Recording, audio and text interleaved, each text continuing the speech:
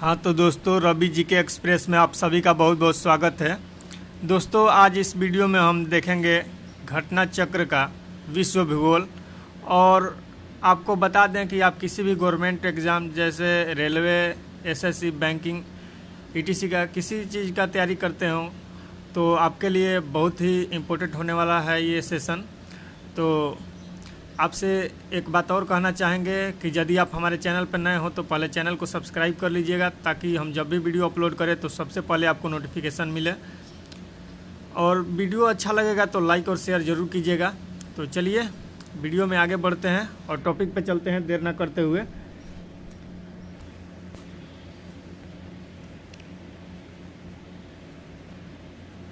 देखिए दोस्तों, ये विश्व भूगोल है और पहला हमारा चैप्टर का नाम है ब्रह्मांड। तो हम ब्रह्मांड से ही स्टार्ट करते हैं और थोड़ा सा फिगर हम बड़ा कर लेते हैं ताकि आपको देखने में कठिनाई ना हो। तो चलिए फर्स्ट क्वेश्चन देख लेते हैं फटाफट। तो देखिए दोस्तों, फर्स्ट क्वेश्चन कह रहा है महाविस्फोट सिद्धांत यानी बिग बैंग थ्योरी संबंधित है। तो बिग बैंग थ्योरी किससे संबंधित है? ब्रह्मांड की उत्पत्ति से। ठीक है, नेक्स्ट क्वेश्चन है महाविस्फोटक सिद्धांत का प्रतिपादन किसने किया था? तो महाविस्फोटक सिद्धांत, जिसको बिग बैंग थ्योरी कहते हैं, ये जॉर्ज लेमंतेयर ने दिया था बिग बैंग थ्योरी। नेक्स्ट है वह गैलेक्सी जिसमें हमारा सौरमंडल स्थित है। तो उस गैलेक्सी का नाम बताना है जिसमें हमारा सौरमंडल स्थित है। तो देखिए दोस्तों, उस गैलेक्सी का नाम है मंदाकिनी, जिसे हम लोग आकाशगंगा या दूध मेखला भी कहते हैं, और दूध मेखला को इंग्लिश में मिल्की वे भी कहा जाता है। तो हमारे गैलेक्सी का क्या नाम है? मंदाकिनी या आकाशगंगा या दूध मेखला, ध्यान रखिएगा। चलिए नेक्स्ट देख लेते हैं। आकाशगंगा यानी मिल्की वे वर्गीकृत की गई है, यानी कैसा इसका आकृति होता है तो उसके बारे में पूछा है। तो ये सर्पिलाकार होता है, सर्पिलाकार गैलेक्सी के रूप में ये है। तो सर्पिलाकार यानी स्पाइरल, इसका शेप कैसा है? आकाशगंगा का स्पाइरल शेप है। कैसा शेप है? स्पाइरल शेप है इसका, ठीक है, यानी सर्पिलाकार। नेक्स्ट क्वेश्चन है ब्रह्मांड वर्ष यानी कॉस्मिक ईयर कहलाता है। जैसे आप फिजिक्स में पढ़ते हैं लाइट ईयर यानी प्रकाश वर्ष, उसी तरह यहाँ आपको ज्योग्राफी में क्या मिल रहा है? ब्रह्मांड वर्ष। ठीक है, फिजिक्स में भी आपको लाइट ईयर पढ़ना है और हालांकि इसमें भी ज्योग्राफी में भी आपको लाइट ईयर पढ़ना है। चलिए देख लेते हैं ब्रह्मांड वर्ष यानी कॉस्मिक ईयर किसे कहते हैं? तो सूर्य द्वारा गैलेक्टिक केंद्र की एक परिक्रमा करने में लगने वाला समय, यानी गैलेक्टिक सेंटर का एक परिक्रमा करने में जितना समय सूर्य लगाता है उसी को कॉस्मिक ईयर यानी ब्रह्मांड वर्ष कहते हैं। नेक्स्ट क्वेश्चन है, तो नेक्स्ट क्वेश्चन देख लेते हैं। हमारी आकाशगंगा के केंद्र की परिक्रमा करने में सूर्य को समय लगता है, यानी हमारी आकाशगंगा जो है उसका केंद्र की परिक्रमा करने में सूर्य को कितना समय लगता है? तो लगभग 22 से 25 करोड़ वर्ष लग जाता है। आकाशगंगा के केंद्र की परिक्रमा करने में सूर्य को कितना समय लगता है? तो 22 से 25 करोड़ वर्ष लग जाता है। तारे के विकास क्रम में सर्वप्रथम होता है, यानी जो तारा का डेवलपमेंट होता है तो उस डेवलपमेंट प्रोसेस में सबसे पहले क्या होता है? तो जैसे जैसे स्टार जो होता है उसका विकास होता है, तो इसका विकास क्रम में सबसे पहले जो होता है वो प्रोटो स्टार का निर्माण होता है। स्टार के निर्माण में सबसे पहले किसका निर्माण होता है उसके विकास में? तो प्रोटो स्टार का निर्माण होता है। नेक्स्ट क्वेश्चन है तारे का रंग सूचक है। तारे का रंग किस चीज़ का सूचक है? तो उसके ताप का, यानी उसके टेम्परेचर का सूचक होता है तारे का रंग। नेक्स्ट है वह सीमा जिसके बाहर तारे आंतरिक मृत्यु से ग्रसित होते हैं, यानी जिससे बाहर होकर तारे आंतरिक मृत्यु से ग्रसित होते हैं उस सीमा को क्या कहते हैं? तो उसको चंद्रशेखर की सीमा कहते हैं। ठीक है, ये सूर्य के द्रव्यमान के लगभग 1.4 गुना होता है, उसी को चंद्रशेखर सीमा कहा जाता है। नेक्स्ट क्वेश्चन है तारों के कारण घटित आकाशीय परिघटना है, यानी तारा के इफेक्ट के कारण जो आकाशीय परिघटना घटती है उसको क्या कहते हैं? तो उसको कृष्ण विवर कहा जाता है। नेक्स्ट क्वेश्चन है कृष्ण छिद्र यानी ब्लैक होल सिद्धांत को प्रतिपादित किया था, यानी कृष्ण छिद्र ब्लैक होल सिद्धांत जिसे कहते हैं उसको किसने दिया था? तो एस चंद्रशेखर ने। ठीक है, वैज्ञानिक एस चंद्रशेखर थे, वही दिए थे ब्लैक होल सिद्धांत, जिसको कृष्ण छिद्र भी कहा जाता है। नेक्स्ट क्वेश्चन है आपके सामने, नेक्स्ट क्वेश्चन है कथन है ये। ठीक है, तो क्या कह रहा है? कथन कह रहा है कृष्ण छिद्र एक ऐसा खगोलीय अस्तित्व है जिसे दूरबीन से नहीं देखा जा सकता। कृष्ण छिद्र को दूरबीन से देखा जा सकता है? तो इसका रीजन भी देख लेते हैं। तो देख लीजिए रीजन में क्या दिया है कि कृष्ण छिद्र पर गुरुत्वीय क्षेत्र इतना प्रबल होता है कि यह प्रकाश को भी बच निकलने नहीं देता है। तो जी हाँ, बिल्कुल ये मतलब उसका व्याख्या भी करता है, यानी कृष्ण छिद्र को हम लोग दूरबीन से नहीं देख सकते हैं, ठीक है, तो वो भी सही है। और कृष्ण छिद्र पर गुरुत्वीय क्षेत्र इतना प्रबल होता है, यानी जो गुरुत्वीय क्षेत्र होता है यहाँ पर, गुरुत्वीय ग्रेविटेशनल एरिया जो होता है वो बहुत मजबूत होता है, यहाँ पर प्रबल होता है, इसलिए यह प्रकाश को भी यहाँ से नहीं निकलने देता है अपने में से पार होकर। तो ए तथा आर दोनों सही है, तथा आर ए की सही व्याख्या भी करता है, ठीक है, उसका सही व्याख्या भी करता है। चलिए नेक्स्ट क्वेश्चन देख लेते हैं। कृष्ण छिद्र अंतरिक्ष में एक पिंड है, ठीक है, जो किसी भी प्रकार का विकिरण यानी रेडिएशन को बाहर नहीं आने देता। इस गुण का कारण है, यानी इस प्रॉपर्टी का कारण क्या है, तो बहुत उच्च घनत्व। वहाँ पर क्या रहता है, वेरी हाई डेंसिटी रहता है, ठीक है, क्या रहता है, वेरी हाई VHD यानी very high density, very high density, ठीक है, डेंसिटी वहाँ पे मौजूद रहता है, इसीलिए उसको पार नहीं कर पाता है। नेक्स्ट क्वेश्चन है सुपरनोवा है। तो सुपरनोवा क्या है, तो एक मृत प्राय तारा होता है सुपरनोवा। चलिए नेक्स्ट क्वेश्चन देख लेते हैं।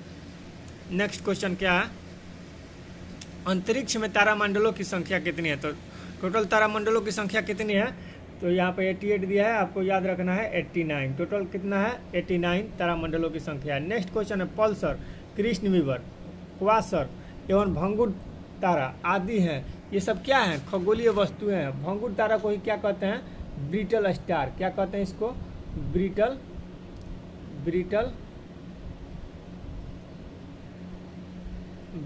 स्टार बोला जाता है, ठीक है, भंगुर तारा को, ठीक है। भंगुर का इंग्लिश ही होता है ब्रिटल, और तारा का इंग्लिश स्टार हो भी करता है, जानबे करते हैं। और पल्सर क्या होता है, ये तेजी से घूमने वाले तारे जो होते हैं उसी को पल्सर कहा जाता है, ठीक है। कृष्णविवर समझिए सकते हैं, क्वासर समझिए, ये सब क्या है, खगोलीय पिंड है यानी खगोलीय वस्तु है। नेक्स्ट क्वेश्चन है अंतरिक्ष में नहीं पाया जाता है। तो क्या नहीं पाया जाता है, ब्रिटल स्टार नहीं पाया जाता है, कृष्ण मास्टर भी नहीं पाया जाता है, ठीक है। नेक्स्ट क्वेश्चन है एक निश्चित आकृति में व्यवस्थित ताराओं का समूह कहलाता है, यानी एक निश्चित आकृति में व्यवस्थित ताराओं का समूह को क्या कहते हैं, तो उसी को नक्षत्र कहा जाता है, ठीक है। नेक्स्ट क्वेश्चन है हब्बल अंतरिक्ष टेलीस्कोप ने, यानी हब्बल स्पेस एजेंसी जो था उसी के द्वारा हब्बल अंतरिक्ष टेलीस्कोप ने पहली बार एक दूरस्थ तारे के सतह की छाया भेजी है। उस तारे का नाम क्या था, उस तारे का नाम था बीटलग्यूस, क्या नाम था उसका, बीटलग्यूस, ठीक है। नेक्स्ट क्वेश्चन है सौरमंडल के सभी 8 ग्रहों में सर्वाधिक माध्य घनत्व है, यानी सौरमंडल के सभी 8 ग्रहों में सर्वाधिक माध्य घनत्व यानी औसत घनत्व किसका है, यानी एवरेज डेंसिटी किसका है सबसे ज़्यादा, तो पृथ्वी का है। वो कितना है, 5.5 ग्राम पर cm3। आप जानबे करते हैं कि पृथ्वी का सबसे ज़्यादा घनत्व है जो कि है 5.5 ग्राम पर cm3, ठीक है, घनत्व यानी उसमें घनापन, ठीक है। चलिए नेक्स्ट क्वेश्चन देख लेते हैं। नेक्स्ट क्वेश्चन कह रहा है पृथ्वी और सूर्य के बीचों बीच स्थित अंतरिक्ष यान में बैठे व्यक्ति को दिखाई पड़ेगा, यानी पृथ्वी और सूर्य के बीच में एकदम स्थित, बीचों बीच में स्थित अंतरिक्ष यान में बैठे व्यक्ति को कैसा दिखाई पड़ेगा आकाश, तो आकाश उसको स्याही काला दिखाई देगा, यानी स्याही मतलब ब्लू होता है, काला ब्लैक होता है, ठीक है। तो यानी ब्लू ब्लैक टाइप का उसको दिखाई देगा, ठीक है। और तारे टिमटिमाते नहीं हैं, तारा टिमटिमाता है तो तारा तो टिमटिमाता है, लेकिन उस जो व्यक्ति रहेगा अंतरिक्ष में उसको तारे टिमटिमाते नहीं दिखाई देंगे, वो बात दिया है, ठीक है। चलिए तो ये नहीं समझिए कि तारे टिमटिमाते नहीं हैं, ऐसा बात नहीं है, तारे टिमटिमाते हैं, लेकिन वो जो अंतरिक्ष यान में बैठा व्यक्ति रहेगा उसको क्या दिखाई देगा कि तारे टिमटिमाते नहीं हैं। चलिए नेक्स्ट क्वेश्चन देख लेते हैं। पृथ्वी के संगठन में मुख्य तत्व हैं, तो पृथ्वी के संगठन में संरचना में कौन कौन मुख्य तत्व है, तो लोहा है 35%, ऑक्सीजन है 30% और सिलिकॉन है 15%। लेकिन पूछेगा यही क्वेश्चन कि भूपर्पट्टी में सबसे अधिक मात्रा में कौन सा तत्व पाया जाता है, तो ऑक्सीजन ही हो जाएगा, ठीक है। सबसे ज़्यादा ऑक्सीजन, उसके बाद सिलिकॉन जो कि सेमीकंडक्टर में आता है, इसके बाद आ जाता है एल्युमिनियम और तब जाकर रहता है लोहा। लेकिन यहाँ पृथ्वी के संगठन में यानी उसको बनाने में सबसे ज़्यादा किसका ज़रूरत होता है, तो लोहा का, ठीक है। 35%, ऑक्सीजन 30% और सिलिकॉन 15%। नेक्स्ट क्वेश्चन है प्रकाश वर्ष इकाई है, यानी लाइट ईयर किसका यूनिट है, तो दूरी का, या कौन सा दूरी का, तो खगोलीय दूरी का। ठीक है, तो देख लीजिए यहाँ पे क्वेश्चन पूछ भी लिया है कि एक प्रकाश वर्ष यानी एक लाइट ईयर में कितना होता है, तो 9.461 इंटू 10⁻15 मीटर। ठीक है, ये क्या है, 9.461 इंटू 10⁻15 मीटर। अब देख लीजिए यहाँ पर तो 15 मीटर दे दिया है, लेकिन यही क्वेश्चन कहीं कहीं दे देता है, ये 2 अंक तब भी याद रखिएगा तो चलेगा, 9.46 इंटू 10⁻15 मीटर, लेकिन 3 अंक भी याद कर सकते हैं 9.461। तो देखिए यदि किलोमीटर में पूछ देगा, यहाँ पर यूनिट किस चीज़ में, मीटर में है, वही किलोमीटर में पूछ देगा तो क्या हो जाएगा 9.46 इंटू 10⁻12 किलोमीटर, यानी 12 किलोमीटर हो जाएगा, क्योंकि 1 किलोमीटर में 1000 मीटर होता है, 1000 मीटर में क्या होता है 000 होता है। तो ये तीनों जीरो यहाँ से 15 में से 3 माइनस कर दीजिएगा तो क्या हो जाएगा 12 हो जाएगा। तो किलोमीटर में 12 हो जाता है 10 के पावर, और मीटर में 10 के पावर 15 हो जाता है। ठीक है, तो ये चीज़ याद रखिएगा। चलिए नेक्स्ट देख लेते हैं क्वेश्चन। नेक्स्ट क्वेश्चन है आपके सामने, तारों के मध्य दूरी ज्ञात करने की इकाई है, यानी तारों के बीच दूरी ज्ञात करने की इकाई क्या है, तो वो है प्रकाश वर्ष। ये आपको मालूम ही है। यदि एक प्रेक्षक तारों को क्षैतिज से लंबवत उठते देखता है तो वह अवस्थित होता है, यानी एक प्रेक्षक है, एक आदमी है जो प्रेक्षण कर रहा है, तो वो क्षैतिज से लंबवत उठते हुए तारे को देखता है। क्षैतिज मतलब क्या होता है, हॉरिजॉन्टल। ये पृथ्वी हो गया हमारा, हॉरिजॉन्टल ही रूप में लेटी हुई है, यानी क्षैतिज रूप में लेटी हुई है, ये हॉरिजॉन्टल हो गया। और लंबवत मतलब खड़ा होता है, यानी परपेंडिकुलर होता है। ठीक है, यानी इसको वर्टिकल इंग्लिश में बोल सकते हैं, वर्टिकल। ठीक है, तो यदि एक प्रेक्षक तारों को क्षैतिज से लंबवत उठते देखता है तो वह अवस्थित होता है। कहाँ पर अवस्थित होता है, तो विषुवत रेखा पर, ये विषुवत रेखा पर अवस्थित होगा। और विषुवत रेखा को ही हम लोग क्या बोलते हैं, इक्वेटर बोलते हैं। क्या बोलते हैं, इक्वेटर बोलते हैं। ठीक है, यह ध्यान रखिएगा। चलिए नेक्स्ट क्वेश्चन देख लेते हैं। नेक्स्ट क्वेश्चन है, जिस तारामंडल के तारे ध्रुव तारे की ओर संकेत करते हैं वह है, तो ध्रुव तारे की ओर संकेत करने वाले तारे कौन से तारामंडल के तारे हैं, तो वो सप्तर्षि। ठीक है, सप्तर्षि तारामंडल के तारे हैं जो ध्रुव तारे की ओर संकेत करते हैं। ठीक है, सप्तर्षि में 7 तारे होते हैं। चलिए नेक्स्ट क्वेश्चन देख लेते हैं। नेक्स्ट क्वेश्चन है आपके सामने, सौरमंडल का ये क्वेश्चन बनेगा आपका। तो देख लीजिए, सौरमंडल का भाग नहीं है, तो सौरमंडल का भाग कौन नहीं है, तो निहारिका। ठीक है, निहारिका जो होता है वो सौरमंडल का भाग नहीं होता है। ठीक है, क्वेश्चन बहुत भी आई है, पूछ लेता है एग्जाम में, यहाँ से रिपीट करते रहता है। चलिए नेक्स्ट क्वेश्चन है, सूर्य हमारे सौरमंडल का केंद्र है और पृथ्वी उसकी परिक्रमा करती है। सर्वप्रथम प्रतिपादित किया था, यानी किसने कहा था सबसे पहले कि सूर्य हमारे सौरमंडल का केंद्र है और पृथ्वी उसकी परिक्रमा करती है, तो ये कोपरनिकस कहते हैं। और यही कोपरनिकस थे जो सौरमंडल का खोज किए थे। कब किए थे, तो 1540 में किए थे सौरमंडल का खोज, 1540 में। और ये कोपरनिकस कहाँ के निवासी थे, तो ये पोलैंड के निवासी थे। कहाँ के निवासी थे, पोलैंड के निवासी थे। ठीक है, याद रखिएगा। ठीक है, चलिए नेक्स्ट क्वेश्चन देख लेते हैं।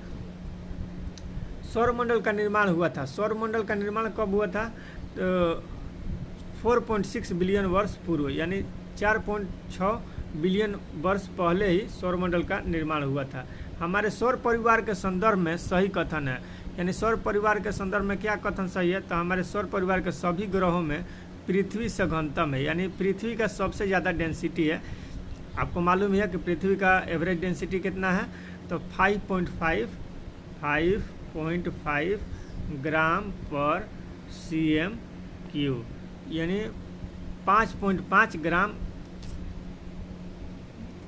पर घन मीटर इसका औसत घनत्व है पृथ्वी का। वही चीज़ पूछा है कि सबसे ज़्यादा घनत्व किसका है, तो पृथ्वी का। चलिए नेक्स्ट क्वेश्चन है, सौरमंडल में ग्रहों की संख्या है, तो अभी वर्तमान में ग्रहों की संख्या कितना है, 8।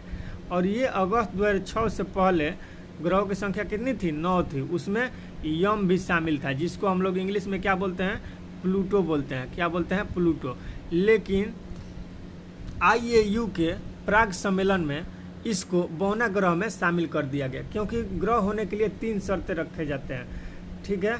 उसमें से कोई भी शर्त ये फॉलो नहीं कर रहा था, इसीलिए इसको बौने ग्रह की सूची में डाल दिया गया। सबसे पहला तो इसमें है कि ये किसी दूसरे के कक्षा में ग्रह को प्रवेश नहीं करना चाहिए, अपने ही कक्षा में रहना चाहिए। ये दूसरे के कक्षा में प्रवेश कर देता था, दूसरे ग्रह को काटता था, इसीलिए इसको क्या किया गया, बौने ग्रह में शामिल कर दिया गया, ठीक है। चलिए नेक्स्ट क्वेश्चन देख लेते हैं। नेक्स्ट क्वेश्चन है आपके सामने, जो सूर्य से दूरी के क्रम में वह 2 ग्रह जो मंगल और यूरेनस के बीच हैं। तो सूर्य से दूरी के क्रम में तो पहले आपको तो ध्यान रखना होगा सूर्य, ठीक है। ये हमारा हो गया सूर्य, ठीक है। तो ये सूर्य हो गया यानी सन।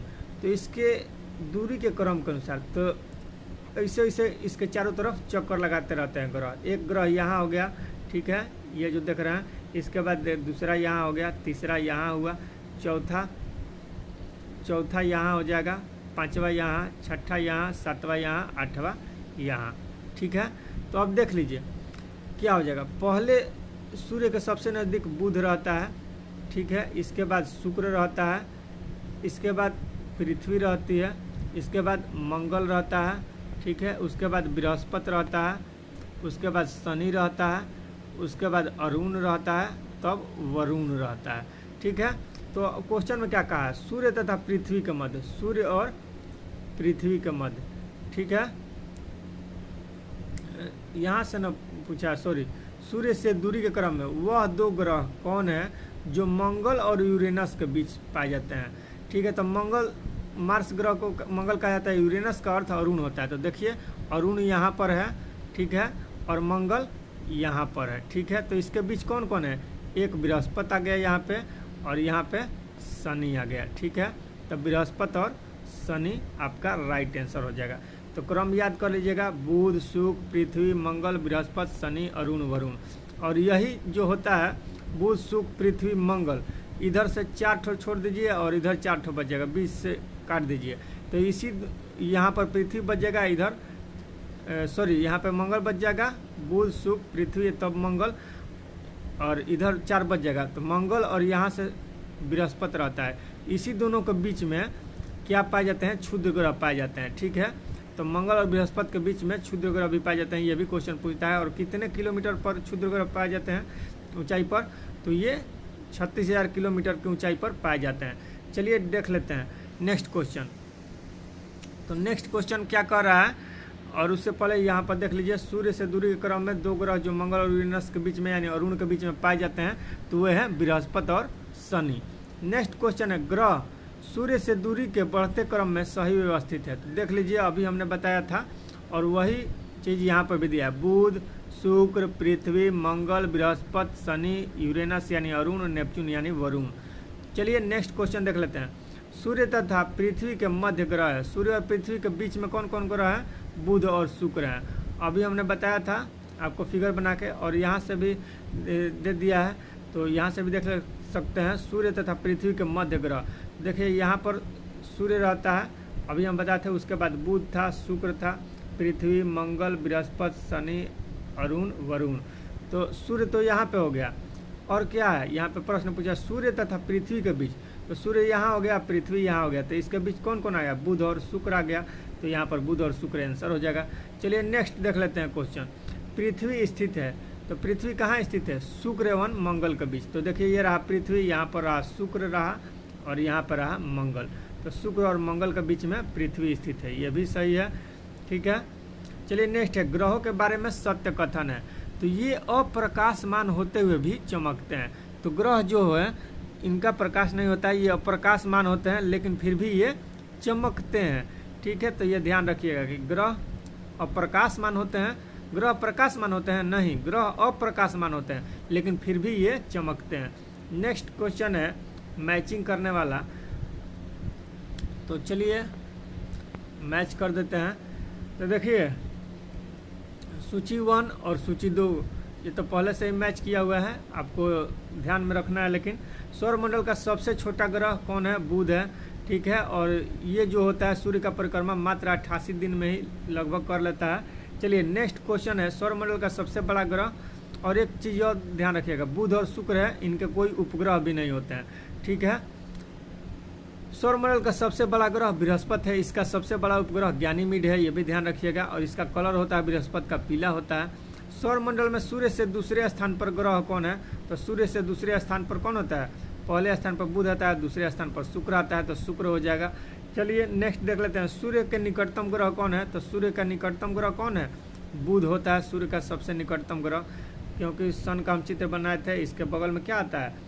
बुध ही आता है, वो भी आपको मालूम है। नेक्स्ट क्वेश्चन देख लेते हैं, सौरमंडल का मंदतम गति वाला ग्रह, यानी सौरमंडल में ऐसा ग्रह कौन सा है जिसका गति बहुत धीमा होता है? तो वरुण का, यानी जो सूर्य से सबसे दूर स्थित रहेगा उसी का गति सबसे धीमा रहता है, वरुण यानी नेपच्यून का। नेक्स्ट क्वेश्चन देख लेते हैं, नेक्स्ट क्वेश्चन क्या कह रहा है? नेक्स्ट क्वेश्चन आपके सामने है, कह रहा है आकार के अनुसार घटते क्रम में ग्रहों की स्थिति। तो आकार के अनुसार घटते क्रम में सबसे बड़ा बृहस्पति, उसके बाद उससे थोड़ा सा छोटा शनि, उसके बाद यूरेनस यानी अरुण, तब पृथ्वी हो जाता है। इस प्रकार आप ऑप्शन के अनुसार देख सकते हैं, तो ये सही स्थिति है घटते क्रम में।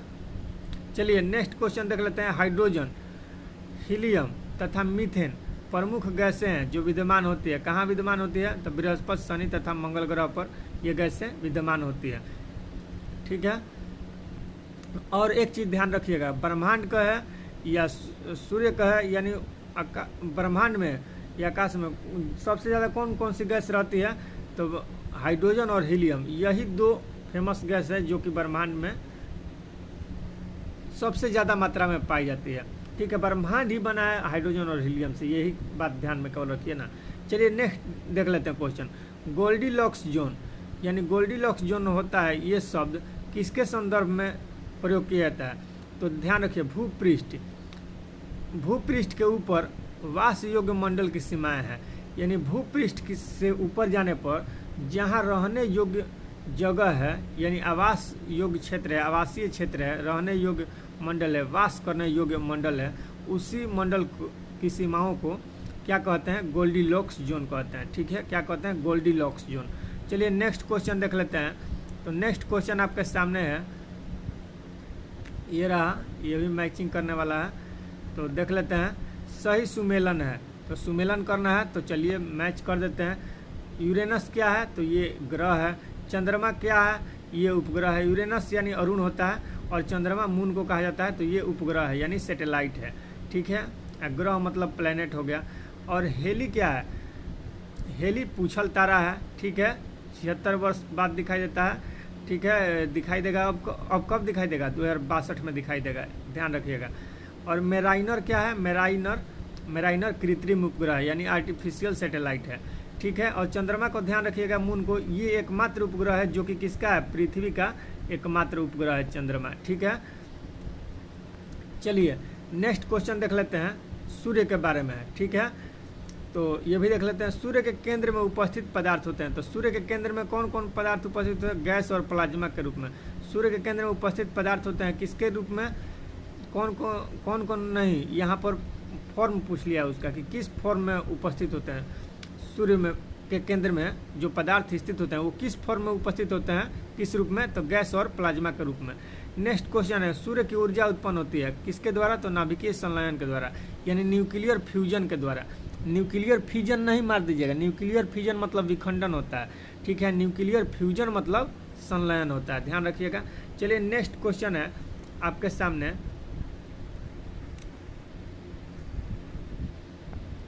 देखिए दोस्तों, सूर्य की ऊर्जा उत्पन्न होती है नाभिकीय संलयन द्वारा, हो गया। अब आया हीरक वलय, यानी डायमंड रिंग एक दृश्य है। डायमंड रिंग एक दृश्य है जिसे देखा जा सकता है, यानी इसको कैसे देखा जा सकता है? तो केवल पूर्णतः पश्चिम के परिधीय क्षेत्रों पर, यानी पूर्णतः पश्चिम के परिधीय क्षेत्रों पर इन्हें देखा जा सकता है। हाँ, तो दोस्तों नेक्स्ट क्वेश्चन है, नेक्स्ट क्वेश्चन क्या बोल रहा है? सूर्य ग्रहण होता है, यानी सूर्य ग्रहण कब होता है? तो प्रतिपदा के दिन होता है, यानी न्यू मून डे जिस दिन रहता है उसी दिन सूर्य ग्रहण होता है। ठीक है, नेक्स्ट क्वेश्चन है, प्रत्येक सूर्य ग्रहण होता है यानी प्रत्येक सूर्य ग्रहण कब होता है? केवल अमावस्या के दिन। कब होता है? केवल अमावस्या के दिन, ठीक है। और वही चंद्र ग्रहण पूछेगा तो पूर्णिमा के दिन, ये भी ध्यान रखिएगा। सूर्य ग्रहण होता है, यहाँ पर देखिए यानी स्थिति पूछ दिया कि कब सूर्य ग्रहण होता है, तो इसके लिए कंडीशन होना चाहिए जब जो चंद्रमा रहेगा यानी मून रहेगा वो सन और अर्थ के बीच में आ जाएगा, तब हमारा क्या होगा? सूर्य ग्रहण होगा। तो जब चंद्रमा बीच में आएगा तभी सूर्य ग्रहण होगा। किसके किसके बीच में? तो सूर्य के और अर्थ यानी पृथ्वी के बीच में आएगा तो सूर्य ग्रहण हो जाएगा, ठीक है। चलिए, और वही चंद्र ग्रहण करेगा तो चंद्र ग्रहण में क्या होता है? तो चंद्र ग्रहण में जो पृथ्वी होता है वो बीच में आ जाता है। किसके किसके? तो सन और मून के बीच में पृथ्वी आ जाता है, ये चंद्र ग्रहण में। लेकिन सूर्य ग्रहण में क्या होता है? सूर्य ग्रहण में चंद्रमा ही बीच में आ जाता है। चलिए, ये भी ध्यान रखिएगा। नेक्स्ट देख लेते हैं, और देखिए यहाँ पे क्या दिया है? सूर्य ग्रहण होता है जब चंद्रमा जब सूर्य और पृथ्वी के बीच आ जाता है। चलिए, तो ये आशा करते हैं कि ये क्लियर हो गया होगा। नेक्स्ट देख लेते हैं, खग्रास पूर्ण सूर्य ग्रहण केवल सीमित भू क्षेत्र में ही दिखाई पड़ता है। क्यों? ऐसा क्यों होता है? क्योंकि पृथ्वी के अनुप्रस्थ परिच्छेद यानी पृथ्वी का जो अनुप्रस्थ परिच्छेद होता है, ठीक है, उसकी तुलना में पृथ्वी पर पड़ने वाली चंद्रमा की छाया का आकार छोटा होता है, ठीक है, यही कारण है। नेक्स्ट है सूर्य का प्रभाव मंडल, यानी सूर्य का प्रभाव मंडल जो होता है हेलो प्रकाश के अपवर्तन से उत्पन्न होता है, ठीक है। तो ये इसका आंसर हो जाएगा पक्षाभ मेघों के हिम स्फटिकों में। यानी सूर्य का प्रभाव मंडल प्रकाश के अपवर्तन से उत्पन्न होता है कहाँ? तो पक्षाभ मेघों के हिम स्फटिकों में ये उत्पन्न होता है, ठीक है। नेक्स्ट क्वेश्चन जो है आपके सामने ये कह रहा है एक खगोलीय एकक यानी 1 एस्ट्रोनॉमिकल यूनिट औसत दूरी है। किसके किसके बीच के? तो पृथ्वी और सूर्य के बीच की दूरी को ही एक खगोलीय यूनिट कहा जाता है। तो खगोलीय यूनिट किसकी बीच की यूनिट है? तो औसत दूरी है किसके बीच की? तो ये पृथ्वी और सूर्य के बीच की औसत दूरी है खगोलीय यूनिट, ठीक है। नेक्स्ट क्वेश्चन है सूर्य और पृथ्वी के बीच औसत दूरी है। तो सूर्य और पृथ्वी के बीच औसत दूरी यानी एवरेज डिस्टेंस कितना है सूर्य और पृथ्वी के बीच? तो 150 × 10⁶ किलोमीटर, ठीक है। 150 × 10⁶ किलोमीटर। इन 10⁶ को क्या कहते हैं? माइक्रो कहते हैं, ठीक है, ये भी याद रखिएगा, ठीक है। माइक्रो जब माइनस में रहेगा तो माइक्रो रहेगा, ये क्या हो जाएगा? मेगा हो जाएगा, ठीक है।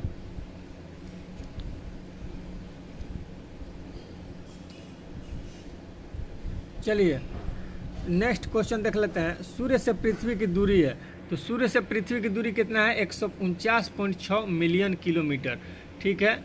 देखिए यहाँ पर मिलियन में दिया है तो 149.6 मिलियन किलोमीटर, और किलोमीटर में देगा मिलियन किलोमीटर में नहीं तो 150 × 10⁶ किलोमीटर, ठीक है। मिलियन किलोमीटर में 149.6 मिलियन किलोमीटर, तो निकाल लीजिएगा। चलिए नेक्स्ट क्वेश्चन देख लेते हैं। पृथ्वी सूर्य से निकटतम दूरी पर होती है, कब होती है? 3 जनवरी को। और अधिकतम दूरी यदि कह देगा तो अधिकतम दूरी कब होता है? ये होता है 4 जुलाई को। कब होता है? 4 जुलाई को। और 4 जुलाई को दिन को हम लोग क्या कहते हैं? अपसौर कहते हैं, इसको अपसौर कहा जाता है। और 3 जनवरी का जो दिन रहता है इसको उपसौर कहा जाता है, उपसौर, ये भी ध्यान रखिएगा। चलिए नेक्स्ट क्वेश्चन देख लेते हैं। तो नेक्स्ट क्वेश्चन है सूर्य के आकार पृथ्वी से बड़ा है, यानी सूर्य का जो आकार है पृथ्वी से कितना बड़ा है? तो 109.2 गुना यानी लगभग 110 गुना बड़ा है, ठीक है। 110 के मल्टीपल में है सूर्य का आकार पृथ्वी से, ठीक है, इतना अधिक बड़ा है।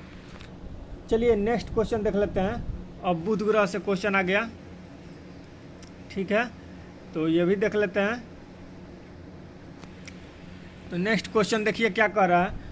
वह ग्रह जो सबसे कम समय में सूर्य का चक्कर लगाता है, तो बुध है 87.96 दिन में, यानी लगभग 88 दिन में। हम पहले ही बता चुके हैं बुध चक्कर लगाता है सूर्य का। 2 ग्रह जिनके उपग्रह नहीं है तो बुध और शुक्र, ये भी बता दिए थे। नेक्स्ट क्वेश्चन है सत्य कथन है किसी पिंड का एल्बिडो परावर्तित प्रकाश में देखने पर उसकी चक्षुष धुति यानी ब्राइटनेस निर्धारित करता है, ठीक है, यानी ये सही है। किसी भी पिंड का जो एल्बिडो रहता है वो परावर्तित प्रकाश यानी जो प्रकाश लौट कर आता है उसमें देखने पर उसकी चाक्षुष द्युति यानी ब्राइटनेस को निर्धारित करता है। नेक्स्ट क्वेश्चन देख लेते हैं शुक्र के बारे में। सौरमंडल का सर्वाधिक गर्म ग्रह कौन है? तो गर्म ग्रह सौरमंडल का सबसे ज़्यादा शुक्र ही है। इवनिंग स्टार या यानी सांझ का तारा या भोर का तारा भी इसे ही कहते हैं। चलिए शुक्र को ही। नेक्स्ट है वह ग्रह जिसको भोर का तारा कहते हैं, तो शुक्र को ही कहा जाता है, अभी हमने बताया। चलिए नेक्स्ट क्वेश्चन देख लेते हैं। तो नेक्स्ट क्वेश्चन कथन से दिया है और कारण से, तो ये भी देख लेते हैं। तो स्टेटमेंट में क्या कहा है? ए में शुक्र ग्रह पर मानव जीवन का होना अधिक असंभाव्य है, तो बिल्कुल सही है, वहाँ पर मानव जीवन संभावित नहीं है, तो सही है। आर यानी रीजन दिया है शुक्र के वायुमंडल में कार्बन डाइऑक्साइड का अत्यधिक उच्चतर स्तर है, तो जी हाँ बिल्कुल ये भी सही है। तो ए और आर दोनों सही है और आर ए की सही व्याख्या करता है। अब क्यों व्याख्या करता है?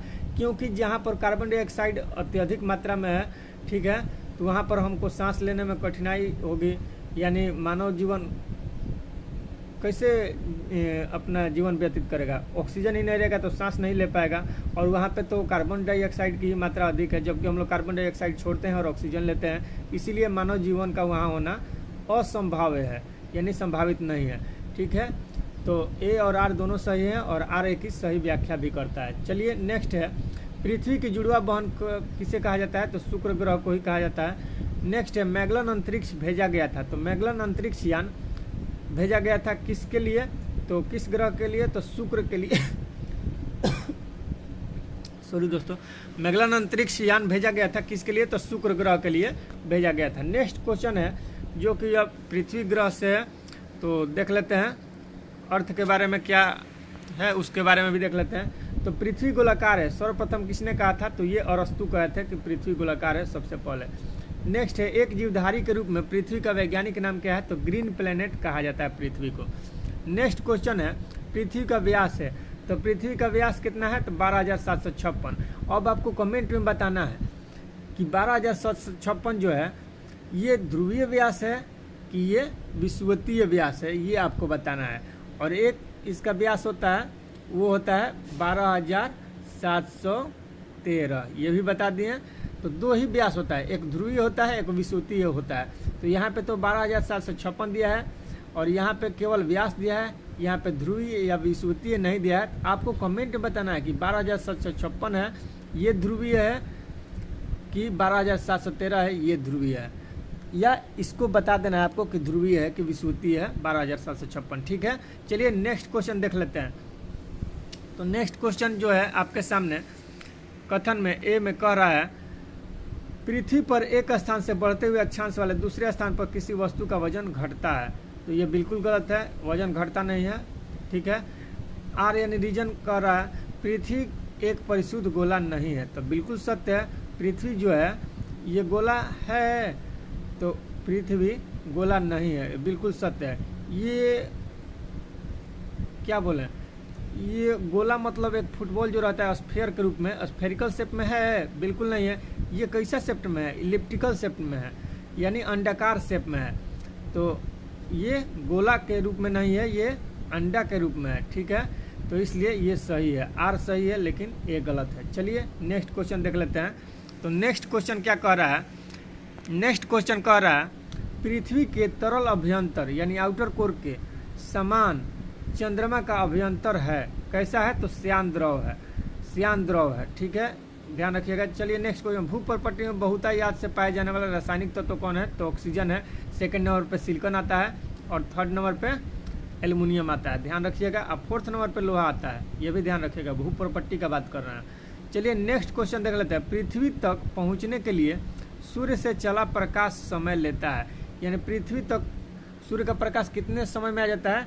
तो लगभग 500 सेकंड में, 500 सेकंड याद रखिएगा। 500 सेकंड को तोड़िएगा मिनट में तो कितना आ जाएगा? 8 मिनट आ जाएगा 20 सेकंड, ठीक है। तो कहीं कहीं 8 मिनट 20 सेकंड भी दे देता है और इसके लगभग में 8 मिनट 17 सेकंड, तो आपको 8 मिनट 17 सेकंड भी लेकर चलना होगा कि ऑप्शन के अनुसार 8 मिनट 17 सेकंड रहेगा, तो ये मारिएगा। लेकिन यदि आपको एग्जैक्ट मालूम करना है तो एग्जैक्ट डाटा देखिए क्या होगा। तो 8 मिनट 16.6 सेकंड, ठीक है, 8 मिनट 16.6 सेकेंड एग्जैक्ट डाटा होता है। इतने देर में सूर्य का प्रकाश पृथ्वी तक आ सकता है। तो इसी 16.6 सेकेंड को 17 सेकेंड लिखा है, तो लगभग में 8 मिनट 20 सेकेंड भी लिख देता है, जिसको 500 सेकेंड भी कह सकते हैं। चलिए नेक्स्ट क्वेश्चन देख लेते हैं। तो नेक्स्ट क्वेश्चन है, वह तारा जो पृथ्वी के सर्वाधिक समीप है। तो वो ऐसा कौन सा तारा है जो पृथ्वी के सबसे अधिक समीप है? तो सूर्य है। ठीक है, पृथ्वी का निकटतम ग्रह कौन है? तो शुक्र है। पृथ्वी को सूर्य की परिक्रमा करने में लगते हैं कितना दिन? तो 365 दिन लगता है, लगभग 365.25 दिन। ठीक है, इतने दिन में सूर्य की परिक्रमा कर लेता है पृथ्वी। नेक्स्ट क्वेश्चन है, अपने परिक्रमा पथ में पृथ्वी लगभग माध्य वेग, सॉरी दोस्तों, देखिए यहाँ पे दिया है, अपने परिक्रमा पथ में पृथ्वी लगभग माध्य वेग से सूर्य का चक्कर लगाती है। वह है 29.8 किलोमीटर प्रति सेकंड के वेग से सूर्य का चक्कर लगाती है। परिक्रमा पथ में अपना जो परिक्रमा पथ होता है पृथ्वी का, उसमें अपने एवरेज वेलोसिटी से सूर्य का चक्कर लगाती है। तो वो एवरेज वेलोसिटी कितना है? 29.8 किलोमीटर पर सेकंड के वेग से। ठीक है, तो नेक्स्ट क्वेश्चन है, पृथ्वी परिभ्रमण करते हुए प्रति मिनट करीब दूरी तय करती है। यानी 1 मिनट में परिभ्रमण करते हुए पृथ्वी कितनी दूरी तय करती है? तो 27.83 किलोमीटर, 27.83 किलोमीटर, लगभग 28 किलोमीटर। ठीक है, चलिए नेक्स्ट क्वेश्चन देख लेते हैं। पृथ्वी की परिक्रमण धुरी सदा झुकी हुई होती है, तो कितना? तो 23.5 डिग्री पर। ठीक है, कितना? 23.5 डिग्री पर। देख लेते हैं नेक्स्ट। देखिए नेक्स्ट क्वेश्चन देख लेते हैं, और यहाँ पे देख लिया, पृथ्वी की परिक्रमण धुरी यानी ध्रुवीय धुरी सदा झुकी हुई थी, कितना? दीर्घवृत्तीय धुरी से 23.5 डिग्री पर। नेक्स्ट है, सत्य कथन है, पृथ्वी की चुंबकीय विषुवतीय रेखा दक्षिण भारत में थुम्बा से गुजरती है। यानी पृथ्वी की जो मैग्नेटिक इक्वेटर होता है लाइन, वो दक्षिण भारत में यानी साउथ इंडिया में कहाँ से गुजरता है? तो थुम्बा से। ये थुम्बा कहाँ पर है? केरल में है। ठीक है, नेक्स्ट क्वेश्चन है, सत्य कथन है, पृथ्वी के अक्ष के उत्तरी सिरे को उत्तरी ध्रुव कहते हैं। तो बिल्कुल सत्य है। और पृथ्वी के अक्ष के समांतरता है, यानी पृथ्वी के अक्ष के समांतरता है, यानी पृथ्वी का जो अक्षांश जो होता है ये समांतर होता है। एक छोटा सा एग्जांपल के द्वारा समझ लीजिए अक्षांश और देशांतर में अंतर क्या होता है।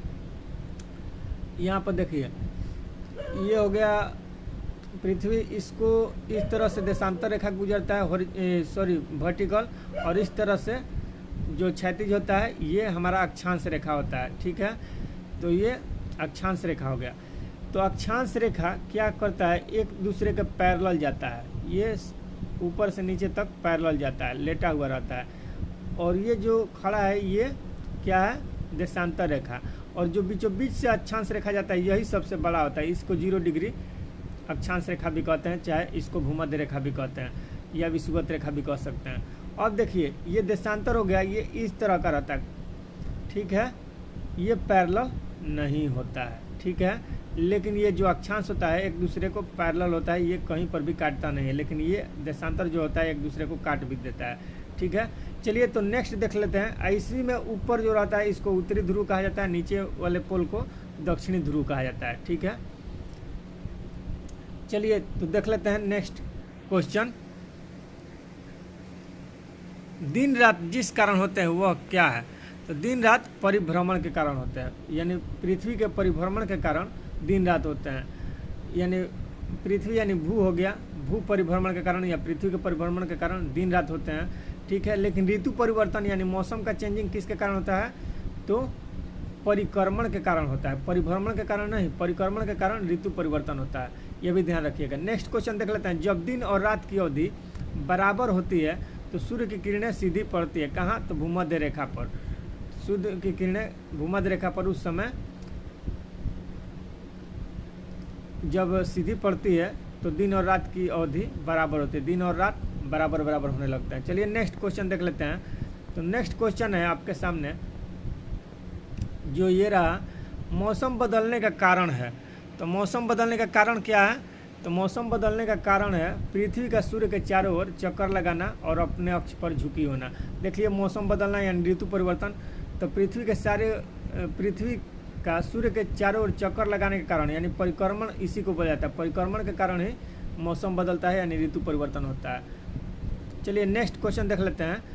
पृथ्वी के पृष्ठ पर किसी विशेष बिंदु पर विचार कीजिए। उदाहरणार्थ दिल्ली शहर दिन में, उदाहरणार्थ दोपहर 12 बजे, वहाँ का तापमान सर्दियों की अपेक्षा गर्मियों में सामान्यतः अधिक होगा। क्योंकि यानी सर्दी की अपेक्षा गर्मियों में वहाँ का तापमान सामान्यतः अधिक होता है। क्यों होता है? क्योंकि पृथ्वी पर गिरने वाली सूर्य की किरणें सर्दी में पृथ्वी के पृष्ठ की दिशा में अधिक झुकी होती है। इसी कारण वहाँ पर सर्दियों की अपेक्षा गर्मी में सामान्यतः अधिक होगा।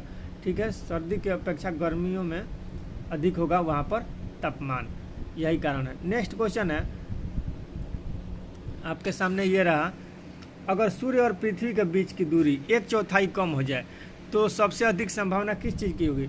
तो हमारे वर्ष की अवधि जो होगा ये कम हो जाएगा। ठीक है, जब सूर्य और पृथ्वी के बीच की दूरी 1/4 यानी 1/4 कम हो जाए तो किस चीज़ का संभावना होगा? वर्ष की अवधि ही कम हो जाएगा। नेक्स्ट है, पृथ्वी पर मरुभूमि होने की संभावना अधिक रहती है। मरुभूमि यानी मरुस्थल जहाँ घास वगैरह पेड़ पौधा नहीं उगेगा, कहाँ पर? तो 23 डिग्री अक्षांश के पास। अब देखिए 23 डिग्री अक्षांश, जो अक्षांश हम ऐसे बनाए थे 0 डिग्री अक्षांश अभी बनाए थे ना, तो इसके ऊपर में जाइएगा उत्तर में तो यहाँ पे भी 23.5 डिग्री रहता है, नीचे में भी 23.5 डिग्री रहता है।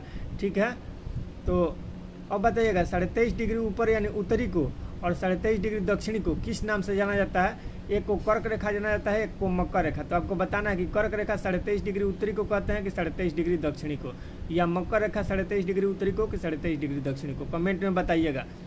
चलिए आप क्या बताइएगा, हम ही बता देते हैं। 23.5 डिग्री उत्तरी को कर्क रेखा कहा जाता है और 23.5 डिग्री दक्षिणी को मकर रेखा कहा जाता है। चलिए नेक्स्ट क्वेश्चन देख लेते हैं। कथन ए यहाँ पर कह रहा है, कृत्रिम उपग्रह हमेशा पृथ्वी से पूर्वी दिशा में छोड़े जाते हैं। आर यानी रीजन दिया है, पृथ्वी पश्चिम से पूर्व की ओर चक्कर लगाती है और इसलिए उपग्रह को निकास वेग मिल जाता है। तो यहाँ देखिए कृत्रिम उपग्रह हमेशा पृथ्वी से पूर्वी दिशा में छोड़े जाते हैं। ऐसा संभव है कि मतलब एक ही मतलब दिशा में छोड़ा जाता है?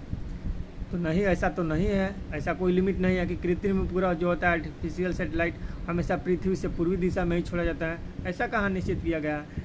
ठीक है, ऐसा कोई रीजन नहीं है, तो ये बिल्कुल गलत है। ठीक है, ये तो रॉन्ग हो गया। यहाँ पे रीजन दिया पृथ्वी पश्चिम से पूर्व की ओर चक्कर लगाती है, ये तो सही है, और इसलिए उपग्रह को निकास वेग मिल जाता है, तो बिल्कुल सही है। तो ये आर सही है, यानी रीजन सही है। तो ए गलत है और आर सही है। चलिए नेक्स्ट क्वेश्चन देख लेते हैं। पृथ्वी के परितः यानी चारों ओर घूमने वाले कृत्रिम उपग्रह से बाहर गिराई गई गेंद पे क्या असर होगा? तो देखिए पृथ्वी के चारों ओर घूमने वाले कृत्रिम उपग्रह से बाहर गिराई गई गेंद पर कुछ इफेक्ट जो पड़ेगा तो वो क्या होगा? तो देखिए पृथ्वी के परितः यानी चारों ओर उपग्रह के समान आवर्तकाल के साथ उसी के कक्षा में घूमती रहेगी, यानी वो नीचे नहीं गिरेगा। क्या होगा? वो उसी के कक्षा में घूमता ही रहेगा। चलिए नेक्स्ट देख लेते हैं। पृथ्वी ग्रह की संरचना, पृथ्वी ग्रह की संरचना के बारे में देख लेते हैं। तो पृथ्वी ग्रह की संरचना, सॉरी ज़्यादा ऊपर हो गया, इसको नीचे कर लेते हैं। तो देखिए पृथ्वी ग्रह की संरचना में प्रवार यानी मेंटल के नीचे क्रोड बना होता है। यानी क्रोड यानी कोर किसका बना होता है? तो लोहा और निकल का, यानी फेरस और निकल बोल सकते हैं, इसका बना होता है कोर। चलिए विश्व पृथ्वी दिवस मनाया जाता है तो कब मनाया जाता है? 22 अप्रैल को, सभी जानते हैं। चलिए नेक्स्ट क्वेश्चन देख लेते हैं। अब ये मंगल से है, ठीक है,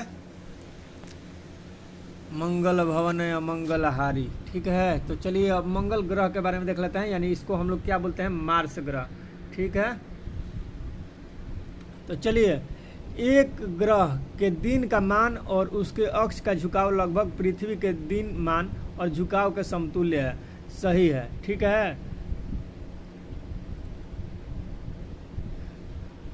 यानी आपको फाइंड आउट करना है एक ऐसा ग्रह जिसके दिन का मान और उसके अक्ष का झुकाव लगभग यानी सेम टू सेम अप्रोक्सीमेटली पृथ्वी के दिन के मान और पृथ्वी के झुकाव के समान ही होता है। तो कौन सा ग्रह है? मंगल ग्रह यानी मार्स ग्रह। ठीक है, इसीलिए कह दिया हम। ठीक है, मंगल भवन है अमंगलहारी द्रव सुदशरथ है अजर बिहारी। ठीक है, सुने ना दोहा, ये सब ध्यान रखना चाहिए। चलिए नेक्स्ट देख लेते हैं।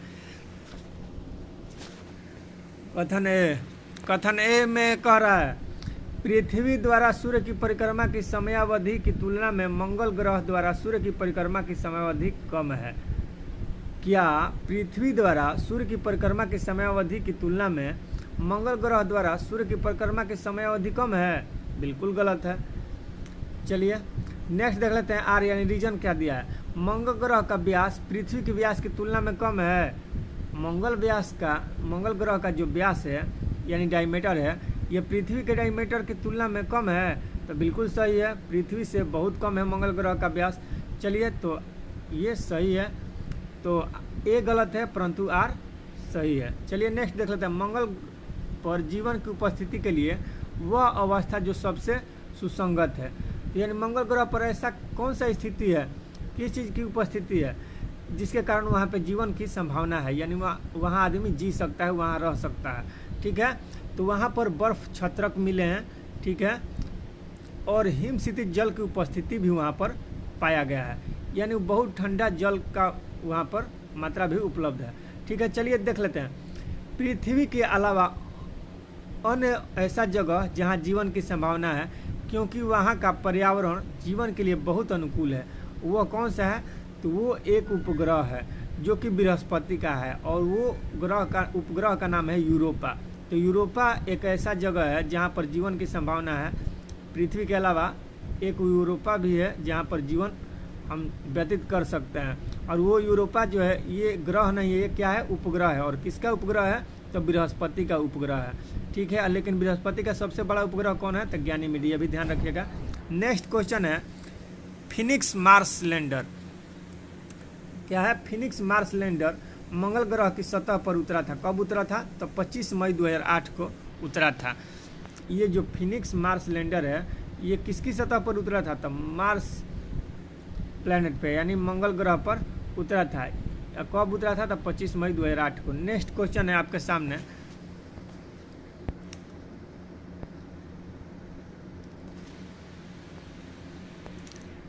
जो बृहस्पति ग्रह से है, तो देख लेते हैं बृहस्पति ग्रह के बारे में भी। तो देखिए दोस्तों, अब वीडियो ज़्यादा लंबा हो जाएगा, बृहस्पति ग्रह करा कर ही हम छोड़ देते हैं। अगला वीडियो में हम शनि के आगे के देखेंगे। तो चलिए देख लेते हैं यहाँ बृहस्पति के बारे में। फिलहाल बृहस्पति ग्रह के चंद्रमाओं की खोज की गई थी। बृहस्पति ग्रह के जो चंद्रमा थे उन चंद्रमा का खोज किसके द्वारा किया गया था? गैलीलियो के द्वारा किया गया था। ठीक है, सौरमंडल में सबसे बड़ा ग्रह किसका है? बृहस्पति का। और इसके उपग्रह का नाम क्या है? तो गैनीमेड। ठीक है, सबसे बड़े उपग्रह का नाम है गैनीमेड। सौरमंडल का सबसे भारी ग्रह भी बृहस्पति है, सबसे बड़ा ग्रह भी बृहस्पति है, ध्यान रखिएगा। सूर्य के चारों ओर एक परिक्रमा के लिए अधिकतम समय लेने वाला ग्रह कौन है? तो वरुण है। सबसे ज़्यादा वरुण ही समय लेता है सूर्य के चारों ओर एक परिक्रमा करने में। बृहस्पति का वलय होता है, यानी बृहस्पति का जो वलय होता है, रिंग होता है, किसका बना हुआ होता है? तो सिलिकेट का बना हुआ होता है। ठीक है, याद रखिएगा वह ग्रह जिसके सर्वाधिक प्राकृतिक उपग्रह अथवा चंद्र है तो बृहस्पति। लेकिन ये पहले का डाटा है, फिलहाल में किसका हो गया है? शनि का है। ठीक है, ठीक है, शनि का, सॉरी, अब फिर से इसका बढ़ गया और 12 बढ़ गया, फिर से यही हो गया। ठीक है, तो चलिए नेक्स्ट देखते हैं शनि के बारे में अगले वीडियो में। और आपको बता दें कि आप यदि चैनल पर नए हो तो चैनल को सब्सक्राइब कीजिएगा और बेल आइकन प्रेस कर दीजिएगा ताकि आपको समय समय पर नोटिफिकेशन मिलता रहे जब भी हम वीडियो अपलोड करें। और दोस्तों, वीडियो अच्छा लगा होगा तो लाइक और शेयर ज़रूर कीजिएगा। ठीक है, तो चलिए तब तक के लिए आज्ञा दीजिए, मिलते हैं नेक्स्ट वीडियो में। Thanks, bye and take care.